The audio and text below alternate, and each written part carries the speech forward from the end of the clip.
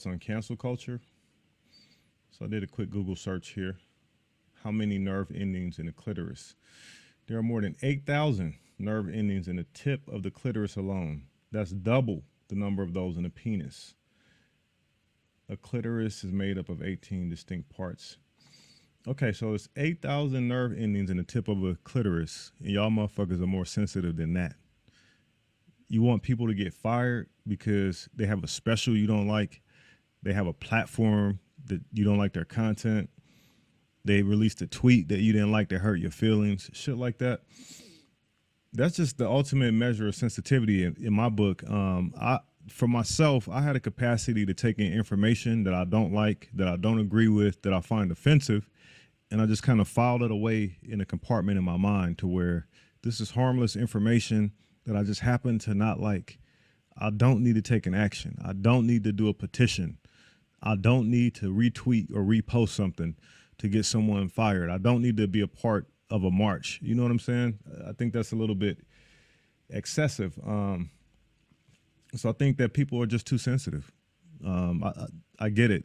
There are different marginalized groups and communities, and save all of that shit. People's words should not rouse you up that way, because if they do, then you have some work to do on yourself, and that's fine. There's nothing wrong with having work to do on yourself, but recognize that and do the work. The other element is people getting exposed from text messages, private phone conversations, people recording in-person conversations, emails getting leaked out, shit like that. I think that's fucked up, because what is that telling us? That's telling us is that always assume that someone is listening to you. Always assume you're being watched.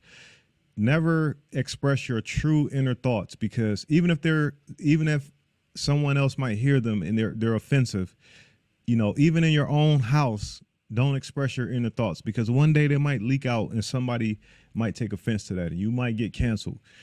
And the unfortunate part that takes place in cancel culture that I think a lot of people don't really think about is, so you have the individual that people are trying to cancel, but usually that individual has kids. They might have elderly parents that they take care of. They might have employees that they're responsible for payroll.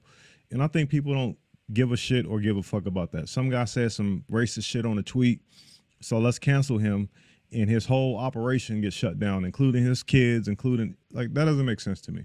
One thing I will say, as far as emails and tweets and shit like that getting leaked, let's say if you work at a company and your manager, the director, VP, the CEO, whoever, he gets exposed being racist, being misogynistic, being anti-gay, whatever, right? Pick whatever fucked up thing he's doing.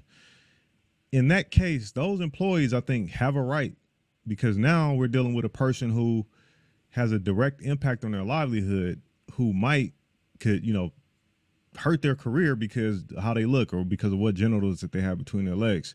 So yeah, I think employees who are subject to managers or leaders, I should say, who get exposed, then yeah, if you want to go to HR and get that person terminated, yeah, like, you're directly involved with that.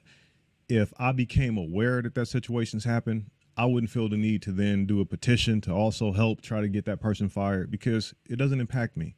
It's just more information that I would just file away, as this is not something that I need to take a reaction to. So I just think that, cancel culture is just, like I said, like the clit. It has a lot of nerve and there's a lot of sensitivity there. And I think people really need to really start to understand that words, written, spoken, in the form of video, does not need to lead to someone losing their fucking livelihood.